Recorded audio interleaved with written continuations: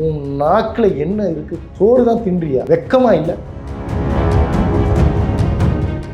RSS வளர்த்த பிள்ளைக்கு வந்து இனி வந்து கேட்டேன்னா நான் அப்படி சொல்லலைன்னு வந்து சொல்றீங்க. இதோட வந்து பிச்சை எடுக்கலாம் திருமாவளவன். திமுக அரசாங்கத்து மேலே மட்டும் முழு பழியை சுமத்த விரும்பல. இது வரைக்கும் விஜய் வந்து ஏன் காலதாமதாக போன கரூர் விஷயத்தில் வந்து நிர்மல்குமார் புஷியானந்த் தான் எங்கே ஓடி போஞ்சாங்க? ஓடு ஓடு ஓடு ஓடு எங்கே போனாங்க? அப்போ உங்க ஆளுங்களாம் ஓடி. நீ எங்கே போன ஓடி? திமுகவுக்கும் டிவிக்கும் என்ன வித்தியாசம்? செந்தில் பாலாஜி, பத்ரா பாலாஜி இன்னைக்கு வந்து ஊழல் பண்ணியிருக்கிறாங்க. இஸ்லாத்துக்கு எதிரான இடஒதுக்கீடுன்னு வந்து தயவுசெய்து சிலர் வந்து சொல்றது வந்து ஏற்றுக்கவே முடியாது. ஏன்னா அப்போ நான் கேட்குறப்ப அந்த இஸ்லாத்தில் இருக்கிறவங்களாம் வந்து வறுமை கோட்டுக்கு இல்லை யாருமே இல்லையா? முஸ்லீம் சமுதாயத்தில் வந்து ஜாதி இல்லைன்னு சொல்லும் போது, அப்போது உருவ கடவுள் வழிபாட்டில் வந்து எங்களுக்கு அனுமதி இல்லைன்னு சொல்லும் போது வந்து சிலர் ஏன் கோயிலில் போயிட்டு வேலை தூக்கிட்டு உருவத்துக்கு வந்து கொடி பிடிக்கிறாங்க?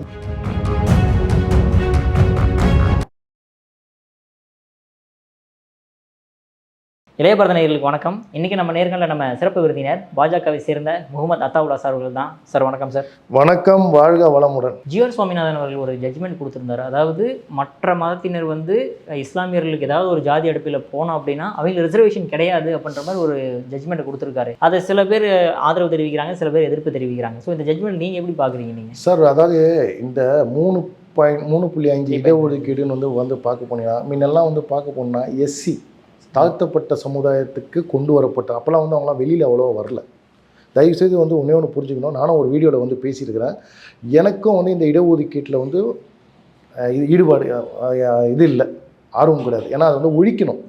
நான் ஏன் சொல்ல வரேன்னா, இன்றைக்கி வந்து சென்ட்ரல் கவர்மெண்ட் வந்து 10.5% கொண்டு வந்திருக்கிறாங்க. அதாவது புரியுதுங்களா? ஏன் ஆகுதுன்னா, அதாவது பொருளாதாரத்தில் வந்து பின்தங்கியவர்களை வந்து இதுக்கு முன்னாடி வந்து போனால் எஃப்சி ஐயருங்களுக்கெல்லாம் அந்த இதுவே கிடையாது. எஸ்சி எஸ்டி இன்றைக்கி வந்து முஸ்லீம்கள் எங்களை பார்த்தா இப்போ நான் வந்து முஸ்லீம் லப்பர் சார். நாங்கள் வந்து பார்த்தோன்னா பிற்பட்ட சமுதாயத்தை சேர்ந்தோம்னா இப்போ எனக்கு ஒரு வாய்ப்பு வருதுன்னா, ஆனால் இப்போ என்ன ஆயிடுச்சுன்னா வந்து இப்போ வந்து பிசியில் இருக்கிறவங்க வந்து என்ன பண்ணோம்னா 3.5% சொல்லும் போது கீழே இருக்கிற லோவில் இருக்கிற வந்து 10,000 வந்து சம்பாதிக்கிறவனும் வந்து பிசின்னு சொல்லிடுறான். பல கோடி ரூபா சம்பாதிச்சவன என்ன பண்ணுறான்னா பிசியில் வந்து கணக்கு காட்டிக்கிறானுங்க. அப்போ என்ன ஆகுதுன்னா வந்து பணம் இருக்கிறவனும் இன்ஃப்ளூயன்ஸ் இருக்கிறவங்க என்ன பண்ணுறாங்க, இருக்கிற அந்த இடஒதுக்கீடு வாங்கிட்டு எங்களுக்கெல்லாம் வந்து அந்த இடஒதுக்கீடு வந்து எங்களுக்கு வந்து என்ன சொல்கிறேன்னா வந்து அந்த சலுகை எங்களுக்கு கிடைக்க மாட்டேங்குது. தயவுசெய்து ஒன்று புரிஞ்சுக்கணும்.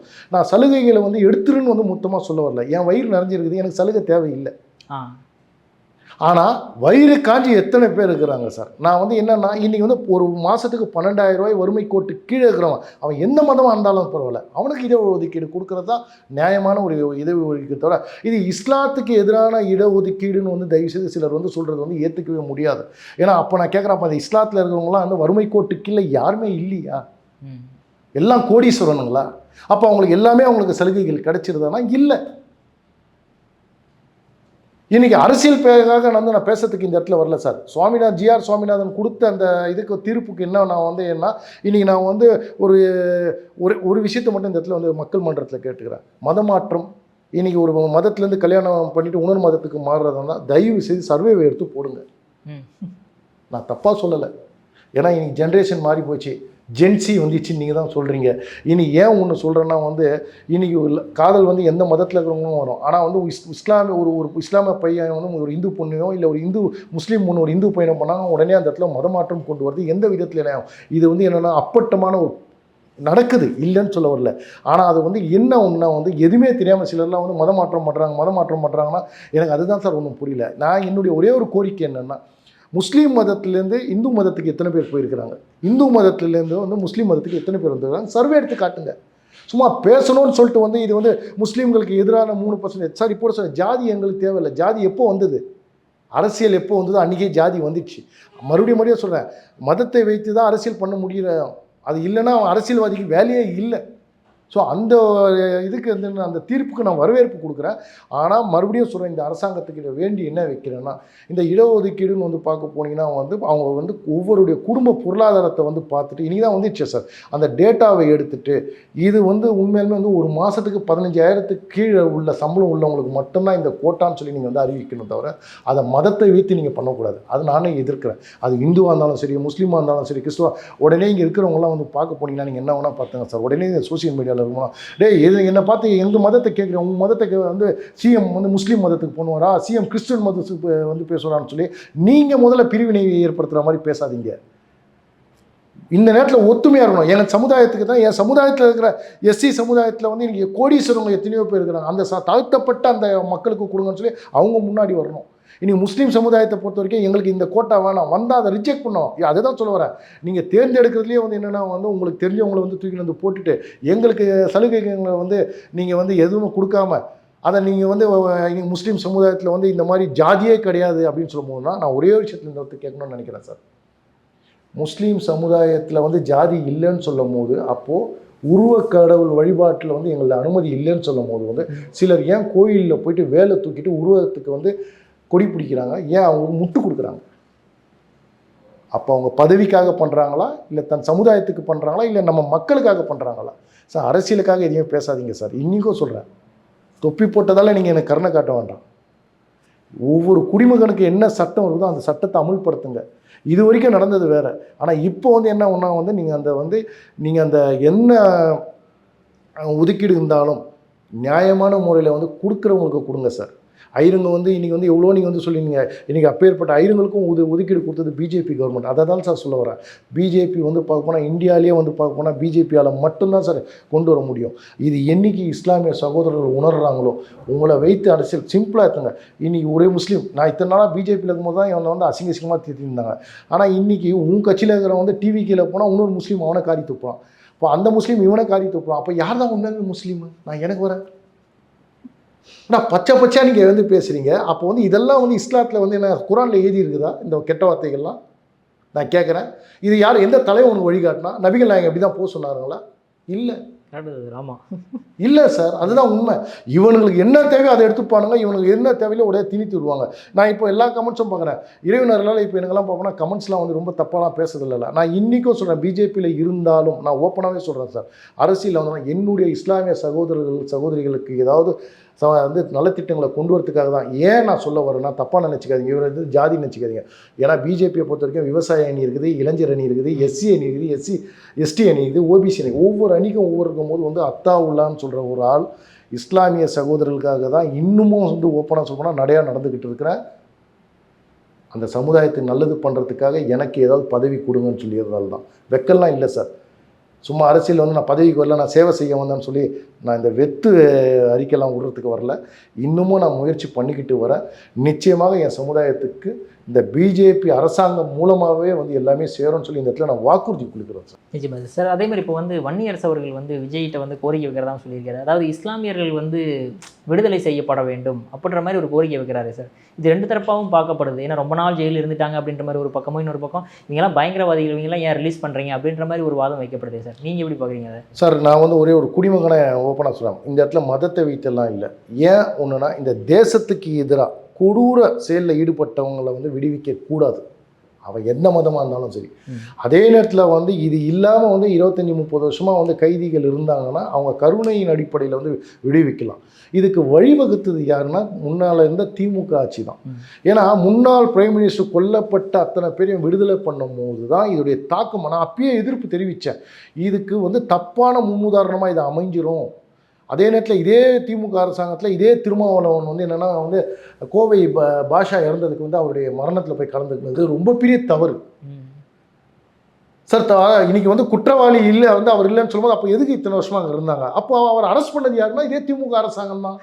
இதே திமுக அரசாங்கத்தில் தான் வந்து என்ன வந்து பாம் பிளாஸ்ட் நடந்தாலும் அவர் கைது பண்ணாங்க. இதே திமுக அரசாங்கத்தில் வந்து அதை அவரை விடுவிக்கணும்னு சொல்கிறாங்க. இதே திமுக அரசில் போய் அவர் இறந்ததுக்கு வந்து மலர் வெள்ளையை வைக்கும்போது எந்த விதத்தில் நியாயம்? இது உண்மையாலுமே வந்து சொல்கிறேன், நான் உண்மை இங்கே இருக்கிறவங்களை வந்து சொல்கிறேன். உங்களுடைய மனைவி, உங்கள் குழந்தைங்க எல்லாம் உங்கள் அப்பா தாய் தந்தையை இழந்தவங்க இருக்கிறாங்க. என்னுடைய அனுதாபங்கள், நான் இல்லைன்னு சொல்ல வரல. ஆனால் இந்த தேசத்துக்கு எதிரானவங்க வந்து ஏன்னா இதுக்கு வந்து ஒரு தப்பான முன்னுதாரணமாக திமுக வந்து அந்த விதையை நட்டாங்க. அதன் அடிப்படையில் தான் வந்து இவங்கெல்லாம் என்ன பண்ணுறாங்க, விடுவிக்கணும்னு சொல்கிறாங்க. என்னை கேட்டாங்கன்னா வந்து இது வந்து மக்கள் மன்றத்துலேயோ நீதிமன்றத்துலையோ விட்டுறாங்க.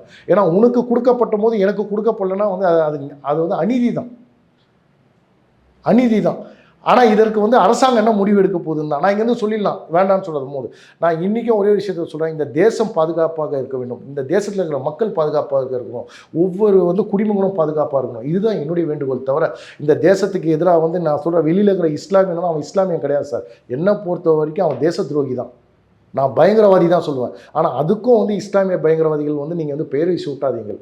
இந்த தேசத்துக்கு எதிராக இன்றைக்கி என் தேசத்துக்கு எதிராக ஒருத்தன் வந்து இன்றைக்கி ஒரு பயங்கரவாத தாக்குதல் நடத்துனான்னா என்கிட்ட ஒரு கன் எடுத்துன்னு போனாங்கன்னா நான் அவன் அரபு கண்ட்ரியாக இருந்தாலும் எந்த கண்ட்ரியாக இருந்தாலும் நான் வந்து சுட்டு விற்றுவேன். ஏன்னா அவன் என் தேசத்துக்கு எதிரானவன், அவன் ஒரு பயங்கரவாதி. அந்த இடத்துல மத சாயலை மட்டும் நான் கொண்டு வர மாட்டேன்.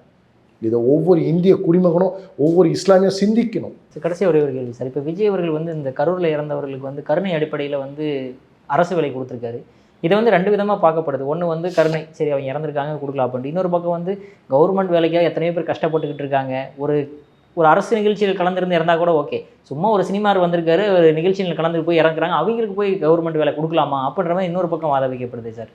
இப்போ ஜென்சி கிட்ஸ்லாம் எப்படின்னா வந்து இப்போ நான் ஏதாவது சொன்னேன்னு வச்சிங்களேன், அது எதிர்த்து இப்போ நிறைய சர்ச்சை இது போயினுக்குது. நான் என்ன சொல்கிறேன்னா வந்து சரி, அவர் 41 இல்லை 34 பேருக்கு அரசாங்கம் கொடுத்துக்கிறாரு, வரவேற்கிறேன்.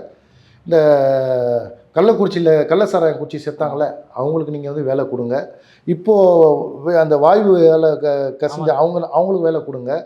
அதே மாதிரி 3 வயசு 5 வயசு 6 வயசு 10 வயசு பெண்ணெல்லாம் வந்து இன்றைக்கி கற்பழித்து கொலை பண்ணாங்களே அவங்க வீட்டில் ஒரு அரசாங்க வேலை கொடுங்க. ஏன்னா பாதிக்கப்பட்டவங்களாம், ஏன்னா வந்து ஒருத்தர் கொடுக்கும்போது ஒருத்தருக்கு இல்லை. ஏன் நான் வந்து அந்த இடத்துல சொல்கிறேன்னா, இப்போது ஒரு நிகழ்ச்சிக்கு வர வேண்டாம்னு வந்து உங்களுடைய தலைவர் சொல்கிறாரு, அதையும் மீறி ஒருத்தர் நீங்கள் போகிறீங்க. சார், குழந்தைகள் வர வேணாம், பெரியவர்கள் அவர் சொல்கிறாரு, நான் அவரை குறை சொல்ல, நான் இப்போ சொல்கிறேன். அப்போ வர வேண்டாம்னு சொல்லி நீங்கள் மீறி போயிட்டு நீங்கள் செத்ததுக்கப்புறம் 35 லட்சமும் நீங்கள் வாங்கிடுவீங்க, மாதம் 5000மும் வாங்கிடுவீங்க, திரும்பி உங்களுக்கு அரசாங்க வேலையை நீங்கள் வாங்கிட்டீங்கன்னா அப்போது வந்து எதுவுமே இப்போ நடந்தது வந்து ஒரு கூட்டு பாலியல் பலாத்காரம் இருக்கட்டும். நான் கேட்குறேன், அப்போ திடீர்னு ஒரு குழந்தைய வந்து கற்பழிச்சு இது பண்ணாங்கன்னா, இப்போ திடீர்னு ஒரு லாரியில் போகுது, அந்த லாரி ஏறி ஒரு குழந்தை செத்துருது, ஒரு ஆக்சிடெண்ட்டில் செத்துட்டாங்கன்னா அவங்களாம் தானாக போய் தலை விட்டாங்களா? இதாவது தெரிஞ்சு நீங்கள் போனீங்க. ஒரு ஆர்ப்பாட்டத்தில் கூட்ட நெரிசல், அதற்கு முன்னாடி 3 நாள் நிகழ்ச்சி அவர் நடத்தியிருக்கிறாரு, அதுக்கு அலர்ட் பண்ணியிருக்கிறாங்க காவல்துறை. அந்த இடத்துல நான் ஒரு விஷயத்தில் வந்து ஒரே ஒரு விஷயத்தை சொல்லணும்னு நினைக்கிறேன். விஜய் வந்து கொடுத்தது வந்து என்ன அந்த இடத்துல சொல்கிறாருன்னா, நான் வந்து அந்த இடத்துல போலீஸ் நினச்சிருந்தா தடுத்திருக்க முடியும், இந்த இடத்துல கூட்ட நெரிசல் அதிகமாக இருந்த ப்ரோக்ராம் கேன்சல் பண்ணியிருக்க முடியும். வந்து முதலமைச்சர்கிட்ட நான் ஒரே இடத்த சொல்லிட்டா, நீ என்னை கேட்டனா ஒரு தலைவனாக இருந்தால் நான் பண்ணிக்கணும்னா, அந்த இடத்துல நெரிசலில் இறந்துட்டாங்க, உங்கள் மேலே தவறு இல்லைன்னா நீ அந்த திருச்சியை விட்டு நீ வெளியே வந்திருக்கும், கரூரை விட்டு வெளியே வந்துருக்கக்கூடாது, நீ அங்கேயே நைட்டு உட்காந்துருக்கணும். காவல்துறை என்னை கைது பண்ணாலும் பரவாயில்ல, எனக்கு காவல்துறைக்கு நான் நன்றியும் சொன்னேன், ஆனால் இவங்க வந்து சதி பண்ணிட்டாங்கன்னா நான் அதுதான் நீ ஏன் ஓடினதுக்கப்புறம் எத்தனை நாள் கழிச்சு நீ வந்து வெளியில் வந்து நீ அறிக்கை கொடுத்த? ஒரு தலைவனுக்கு முதல்ல என் தொண்டனை சரி என் கூட வந்தானா, என் கூட அடிக்கிறதுக்கு முன்னாடி நான் முன்னாடி போய் நிற்பேன், மாற நிமித்துக்கிட்டு. என்னை அடிச்சுட்டானா நீ என் நண்பனை கை வைக்கணும்னு சொல்லுவேன்னா, நண்பனா இல்லை தலைவனா? நீ ஓடி போயிட்ட கேட்டால் காவல்துறை சொன்னாங்கன்னா, காவல்துறை அந்த இடத்துக்கு தானே போவேண்டான்னு சொன்னாங்க. அப்போ நீ திருச்சியில் ஏதாவது ஒரு ஹோட்டலில் உட்காரலாம்ல, அடுத்த நாள் போயிருக்கலாம்ல. திமுக அரசாங்கத்து மேலே மட்டும் முழு பழியை சுமத்த விரும்பல. இது வரைக்கும் விஜய் வந்து ஏன் காலதாமதாக போன, அதற்கு பதில் சொல்லுங்கள். அரசாங்க வேலையை வந்து விஜய் கொடுக்குறாங்கன்னா ஒரு சிஎம்மாக வரவேற்கட்டும், கருணை அடிப்படையில் கொடுக்குறாரு. அதே மாதிரி இப்போ நான் வந்து போன ஆட்சியெல்லாம் கூட வேணாம் சார், இப்போ இந்த 60 நாளில் நடந்த என்னென்னலாம் வந்து பிரச்சனைகளும் அவங்க எல்லாருக்கும் அரசு வேலை பண்ண சொல்லுங்கள். இனி வரும் காலத்தில் வந்து இந்த மாதிரி வந்து ஏன் ஒன்றா வந்து இப்போ இதுக்கு முன்னாடி எல்லாம் கவர்மெண்ட்லாம் பார்த்தா 1 கோடி அரசாங்க வேலைன்னு சொல்லியிருந்தாங்க. இப்போ என்ன ஒன்றா வந்து விஜயும் வந்து இதுக்கு ஒரு தப்பான உதாரணமாக வந்து போயிட்டார். அதனால் இன்றைக்கி நடக்கிற அசம்பாவிதங்களுக்கெல்லாம் முதலமைச்சர் தான் பொறுப்பெடுக்கணும். அந்த குடும்பத்துக்கு 35 லட்சம் வந்து கொடுக்கணும், 5000 ரூபா கொடுத்துட்டு அரசாங்க வேலையும் கொடுக்கணும். நான் இது கோரிக்கையாக வைக்கிறேன். Okay sir. அதே மாதிரி கடைசியாக ஒன்று இப்போ இந்த ஏவாவில் அவர்கள் ஃபாரின் போயிட்டார், இப்போ ஸ்டாலின் அவர்களும் லண்டன் போயிட்டார். இப்போ அதே மாதிரி செந்தில் பாலாஜி அவர்களுமே வந்து தேடிப்பட்டிருக்கும் போது ஒரு முன்ஜாமீன் போட்டு வாங்கிக்கிட்டாரு, அவருடைய தம்பியும் தேடிக்கிட்டு இருக்காங்க. இந்த மாதிரி பல விஷயங்கள் வந்து தாவேக வந்து திமுக வந்து ஒரு வஞ்சனை செய்கிறதா என்ன? கரூர் விஷயத்தில் வந்து நிர்மல்குமார் புஷியானந்த் தான் எங்கே ஓடி போய் ஒழிஞ்சாங்க? கைது பண்ணிவிடுவாங்கன்னு முன்ஜாமீன் போனாங்களா இல்லையா? ஓடு ஓடு ஓடு ஓடு எங்கே போனாங்க அப்போ உங்கள் ஆளுங்களாம் ஓடி? நீ எங்கே போன ஓடி? நான் குற்றம் சொல்ல விரும்பலை, ஏன்னா நீ வந்து அவங்கள வந்து அப்போ தான் அதை தான் நான் கேட்குறேன், திமுகவுக்கும் டிவிக்கும் என்ன வித்தியாசம்? இன்றைக்கி வந்து செந்தில் பாலாஜி வந்து உங்களுக்கே தெரியும், 10 ரூபா பாலாஜி இன்றைக்கி வந்து ஊழல் பண்ணியிருக்கிறாங்க, எந்த அளவு பண்ணாங்கன்னு தெரியும். இன்றைக்கி படுக்க வச்சு அவர் மாறியே வெட்டி எடுத்துட்டாங்க. நல்லா இருக்கிற ஹார்ட்டை கூட வந்து ஹார்ட் ப்ராப்ளம் சொல்லி இது பண்ணிட்டாங்க. ஏவாவேலு அவருடைய இது யோசிச்சுப்பாங்க, அவர் என்ன கரூர் ஏதோ சம்திங் பேங்க்குக்கெல்லாம் வந்து ஏவாவேலு வந்து ஒரு பெரிய இது, அவரை நீங்கள் ஒன்றுமே பண்ண முடியாது சார். கருப்பு பொண்ணியெல்லாம் வந்து வெள்ளம் துட்டா மாற்றுறது அவர் அந்த கை வந்தவர். இன்றைக்கும் சொல்கிறேன், ஏவாவேலால் வந்து இன்றைக்கி எவ்வளோ நிலத்தெல்லாம் வாங்கி போட்டிருக்கிறாரு தெரியுமா? இன்றைக்கி இதே திருவண்ணாமலையில் வந்து பார்க்க போனீங்கன்னா மிரட்டி எத்தனை பேர் வந்து வாங்கியிருக்கிறாங்க. என்ன பண்ண முடிஞ்சுது? அதிமுகவிலையும் பண்ண முடியல, டிவிகேலையும் பண்ண முடியல, பேரும் நடக்குது சார். உண்மை. செந்தில் பாலாஜி ஆகட்டும், ஏவாவேலு ஆகட்டும், இந்த அரசுக்கும் அந்த இடத்துக்கும் வந்து எந்த இதில் சரியான, நான் இப்போ கூட சொல்கிறேன், அந்த இடத்துல எந்த அமைச்சர் சார் இப்போ வந்து 5 வருஷத்துக்குள்ள தண்டனை அனுபவிச்சிருக்கிறான்? எல்லாம் ஆடி வந்து போயிட்டு 30 வருஷம் கழிச்சு அவங்களுக்கு தண்டனை கொடுக்குறாங்க. ஒரே ஒரு சட்டத்தை கொண்டு வர சொல்லுங்கள். தவறு செய்த யாராக இருந்தாலும் 365 நாளைக்குள்ளே அவங்களுக்கு தண்டனையை கொடுப்பேன். அதே நேரத்தில் இன்றைக்கி 10 லட்சம் கோடி வந்து கடனாக இருந்தால் நான் ஒரு குடிமகனாக இந்த இடத்துல வைக்கிற ஒரே என்னென்னா, எப்படி இவங்க சம்பாதிச்சாங்க, இவங்க சொத்தை பறிமுதல் பண்ணுறதுக்கு என்ன பண்ண முடியும்? இன்றைக்கி ஒரு சிறப்பு சட்டம், சிறப்பு நீதிபதியை வச்சு ஒரு சிறப்பு கோர்ட்டை நீங்கள் அமைச்சு 365 நாளில் அவங்க சொத்தெல்லாம் நீங்கள் பறிமுதல் செய்தால் இன்றைக்கி தமிழ்நாட்டுடைய கடனை தீர்த்துடலாம். நான் சொல்கிறது வந்து இது எந்த கட்சியாக இருந்தாலும் சரி, அது திமுக ஆகட்டும், அதிமுக ஆகட்டும், அந்த கட்சிகளுக்கு ஆதரவு கொடுத்த எவனாக இருந்தாலும் சரி, இன்றைக்கி வந்து நீ புனிதர்னு வந்து சொல்கிறது வந்து எந்த விதத்தில் ஏற்றுக்க முடியும்?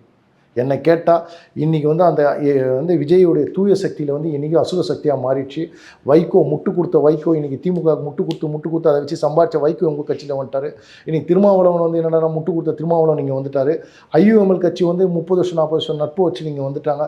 இவங்க எல்லாம் சம்பாதித்த சொத்துக்கள் வந்து என்னென்னு வந்து ஆய்வு செய்து அவங்கக்கிட்ட இருந்து பறிமுதல் செய்து அதுக்கப்புறம் நீங்கள் தூய சக்தியாக வந்து இங்கே பிரபகடனம் பண்ணிக்கிங்க சார். நான் இது கோரிக்கையாக வைக்கிறேன்.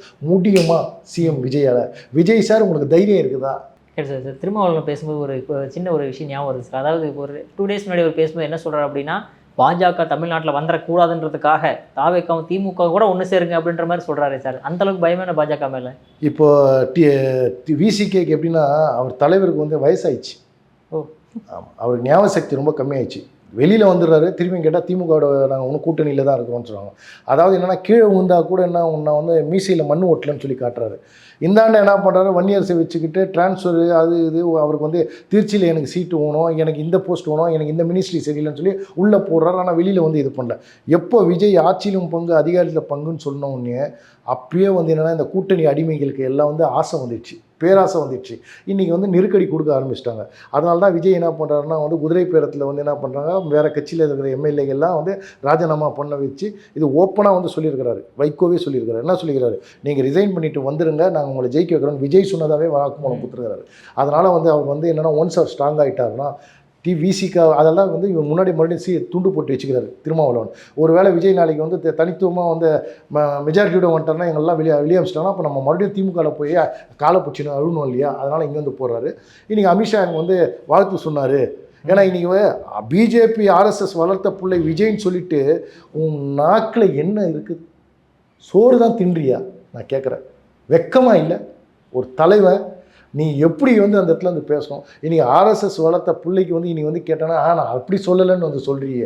இதோட வந்து பிச்சை எடுக்கலாம் திருமாவளவன் சீட்டுக்காக. இப்போ தெரியுதுங்களா, இந்த மாதிரி ஆளுங்கள்லாம் ஜாதியை வைத்து தன் சமுதாயத்துக்கே எதுவும் பண்ணாத இவனுங்க இன்றைக்கி வந்து வன்னியரசை வந்து மினிஸ்டராக கொண்டு வந்ததுக்கே அவங்க கட்சிக்குள்ளேயே பயங்கர எதிர்ப்பு சார். இன்றைக்கி வைகோ வந்து பார்க்க போனால் துரை வைகோ எம்பி ஆகணும், திமுக போட்ட பிச்சை. ஆனால் எனக்கு இதுதான் சொல்ல வரேன், நன்றி கெட்டவர்கள். நான் என்ன பிஜேபிக்கு நான் ஒரே விஷயத்தை என்ன தெரியுமா சொல்கிறேன், கூட்டணியே இல்லாமல் தனித்தனி வாங்க. இந்த மாதிரி பச்சோந்தி துரோகிங்கெலாம் நம்ம வச்சோன்னா நம்ம எந்த காலத்தையும் நம்ம வர முடியாது. இது விஜயும் வந்து உணர்ந்துட்டாரு. கூடிய சீக்கிரம் விஜய் என்ன பண்ணோன்னா இவங்க எல்லாரையும் வந்து வெளியே துரத்துவாங்க. உண்மையாலுமே 2029 நான் சொல்கிறது பாராளுமன்ற எலெக்ஷன்லேயே இது தெரிஞ்சிடும். விஜய் இப்போ எப்படி வந்து வந்தாரோ இடைத்தேர்தலில், இந்த உள்ளாட்சி தேர்தலில் அவருடைய மவுசு ஏறுச்சா இல்லை இறங்கிச்சா வந்து மக்கள் அதுக்கு பதிலடி தர போகிறாங்க. பார்த்துங்க. Okay sir. உங்கள் அற்புதமான கருத்தில் இளையபுரம் வந்திருக்கு. மிக நன்றி சார். ஜெய்ஹிந்த்.